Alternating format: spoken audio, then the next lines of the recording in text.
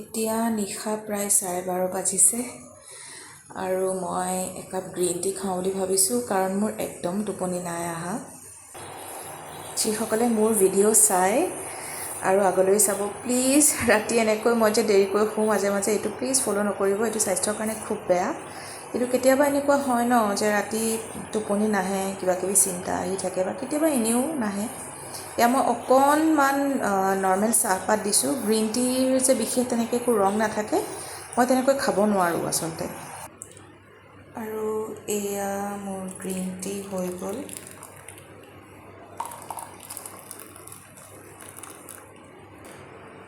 অকণমান মৌ মিলাই দিছোঁ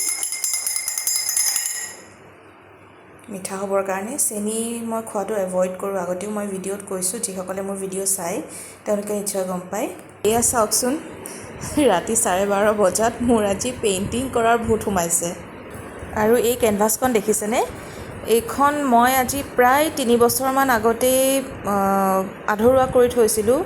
মই কথকলি ডান্সাৰ এজন পেইণ্ট কৰিম বুলি ভাবি আছিলোঁ। তাৰপিছত কিবা কাৰণত মানে পেইণ্টিংখন মোৰ সম্পূৰ্ণ নহ'লে, 3 বছৰমান এনেকৈয়ে আধৰুৱা হৈ পৰি আছিলে।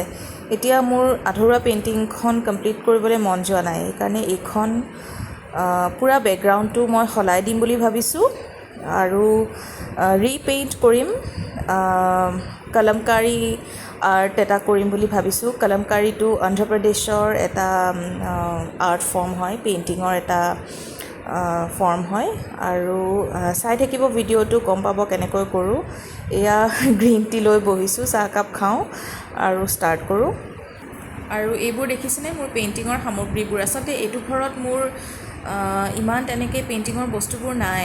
মোৰ মাৰ ঘৰতে বহুত বস্তু আছে, মই যিখিনি পাৰোঁ অলপ লৈ আহিছোঁ। আৰু নতুন ব্ৰাছ, নতুন ৰং বহুত কিনিবলগীয়া হৈ আছে।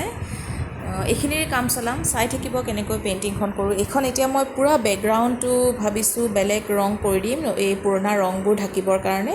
আৰু তাৰ ওপৰত মই কলমকাৰী আৰ্ট এটা কৰিম বুলি ভাবিছোঁ। আৰু ফেনৰ বতাহতেই দুৱাৰত যে লগাই থোৱা আছে উইণ্ডশ্বেমটো, অকণমান ধুনীয়া ঝুনঝুন শব্দ এটা কৰি আছে, শুনি ভাল লাগিছে ৰাতি। ইমান নিঃশব্দ হৈ আছে, সেইটোৱে যেন মোক সংগ দিছে এনেকুৱা লাগিছে। আৰু যিখন পেলেটত মই কালাৰ মিক্স কৰোঁ সেইখনো নাই। চাওকচোন কেনেকুৱা যোগাৰ লগাইছোঁ, একদম পুৰণা হৈ যোৱা প্লেট এখন এনেকৈ লুটিয়াই লৈছোঁ ৰং মিক্স কৰিবলৈ। আৰু এয়া বগা ৰং লৈছোঁ অকণমান।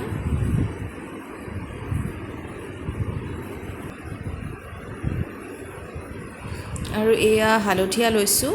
আৰু এইবোৰ এক্ৰিলিক কালাৰ হয় দেই। মই মোৰ পেইণ্টিংখনৰ বেছটো অকণমান ক্ৰীম কালাৰ নিচিনা কৰিম বুলি ভাবিছোঁ, কাৰণ তাৰ ওপৰত কলমকাৰী পেইণ্টিঙত যিবোৰ ৰং ব্যৱহাৰ কৰা হয় খুব উজ্জ্বল হয়। গতিকে অকণমান লাইট বেকগ্ৰাউণ্ডত যদি কৰোঁ তেন্তে সেই ৰংবোৰ আৰু বেছি ভাল লাগিব। আৰু এই ব্ৰাছডাল চাওক, এডাল 6 নম্বৰ ফ্লেট ব্ৰাছ হয়। অকণমান এতিয়া মই হালধীয়াটো বগাৰ লগত মিক্স কৰি অকণমান ক্ৰীম কালাৰ নিচিনা টেক্সচাৰ এটা আনিবলৈ চেষ্টা কৰিম। আৰু নাজানো কিয় মই একদম পঢ়ি থকা দিনৰ পৰাই দেই, হোষ্টেলত থকাৰ সময়ৰ পৰাই একদম নিশাচৰ মানুহৰ নিচিনা ৰাতিহে মোৰ ব্ৰেইনটো বেছি এক্টিভলি কাম কৰে, বেছি ভালকৈ চিন্তা কৰিব পাৰোঁ, ক্ৰিয়েটিভিটিবিলাক একদম ৰাতি জাগি উঠে। আৰু এয়া ফিল কৰা ষ্টাৰ্ট কৰিছোঁ। এইটো ফাৰ্ষ্ট কোটিং হয়। বেছটো বনাবলৈ ফাৰ্ষ্ট কোটিঙতে নহয়, কেতিয়াবা 2-3টা কোটিঙো মাৰিব লগা হয়। অকণমান ডাঠ হোৱা যেন লাগিছে ৰংটো, আৰু অলপমান বগা ৰং চাগে মিলাব লাগিব। আৰু চাওকচোন এইটো কি বাতি ব্যৱহাৰ কৰিছোঁ। পানী ল'বলৈ পেইণ্টিং কৰোঁতে যোনটো বাতি ব্যৱহাৰ কৰোঁ সেইটোও মোৰ ঘৰতে আছে, এইটো ঘৰত নাই। এইটো কাৰণে পুৰণা এনেকুৱা প্লাষ্টিকৰ টিফিনৰ নিচিনা বক্স এটা পালোঁ, সেইটোকে ব্যৱহাৰ কৰিছোঁ। ব্ৰাছডাল ধুই লৈছোঁ কাৰণ মই এতিয়া অলপমান বগা ৰং আৰু ব্যৱহাৰ কৰিম। সেই বগা ৰংটোত যদি হালধীয়া ৰং লাগি থকা ব্ৰাছডাল মই সুমুৱাই দিওঁ তেন্তে বেয়া হৈ যাব ৰংটো, কালাৰটো অকণমান বগাটো হালধীয়াৰ নিচিনা হৈ যাব। সেইটো কাৰণে অকণমান বগা ল'ম, টেক্সচাৰটো অকণমান আৰু লাইট কৰিবৰ কাৰণে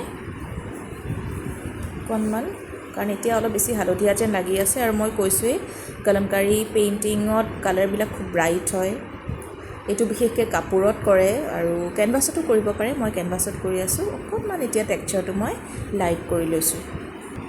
আৰু এতিয়া অকণমান টেক্সচাৰটো চেক কৰিম কৰ্নাৰত পাতল হৈছেনে নাই। চাওক য়েল্ল' নিচিনা হৈ আছিলে, এতিয়া যোনটো ক্ৰীম কালাৰ একচুৱেলি মই দিব বিচাৰিছিলোঁ সেইটো আহিছে।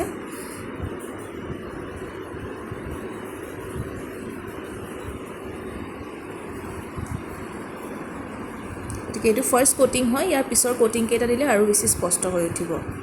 আৰু এয়া দেখিছেনে এটা কোটিং অলম'ষ্ট কমপ্লিট হৈছে। ৰংটো ইমান ইউনিফৰ্ম দেখা নাপাব এতিয়া, আৰু মই ইয়াতে কোট কৰিব লাগিব আৰু কাইলৈ কৰিম, কাৰণ মোৰ বগা ৰংটো প্ৰায় শেষ হৈছে, সেইটো আকৌ কিনিব লাগিব আৰু বেছি নাই। আৰু এইবোৰ এতিয়া গোটেই ধুই ব্ৰাছ প্লেট চব আকৌ চাফা কৰি জেগাত থৈ দিব লাগিব। ব্ৰাছবোৰ যদি লগে লগে ধুই দিয়া নাযায় তেন্তে বেয়া হৈ যায়, ৰংটো শুকাই তাত গোট মাৰি ধৰে আৰু যিবোৰ তাতে ব্ৰাছৰ আগবোৰ থাকে সেই আগবোৰ ছিঙি যায়। গতিকে এইবোৰ ভালকৈ ধুই মেলি চাফা কৰি লগে লগে চাফা কৰি থ'ব লাগিব। ৰংবোৰ গোট মাৰিলেই ব্ৰাছবোৰ আৰু বেয়া হৈ যায়। আৰু এতিয়া বহুত নিশা হৈছে, ৰাতি প্ৰায় 1:30মান বাজিছে আৰু মই কি যে কৰি আছোঁ। পেইণ্টিংখন লাহে লাহে দেখুৱাই থাকিম যেনেকৈ কৰি যাওঁ, আৰু বেকগ্ৰাউণ্ডটো আৰু কোট কৰিব লাগিব। তাৰ ওপৰত মই ড্ৰ কৰি পেলাই পেইণ্টিংখন কৰিবলৈ চেষ্টা কৰিম। আৰু মোৰ চেনেলটো যদি ভাল লাগিছে তেন্তে প্লিজ লাইক, শ্বেয়াৰ আৰু ছাবস্ক্ৰাইব কৰি দিব। আৰু লগ পাই থাকিম। শুভৰাত্ৰি।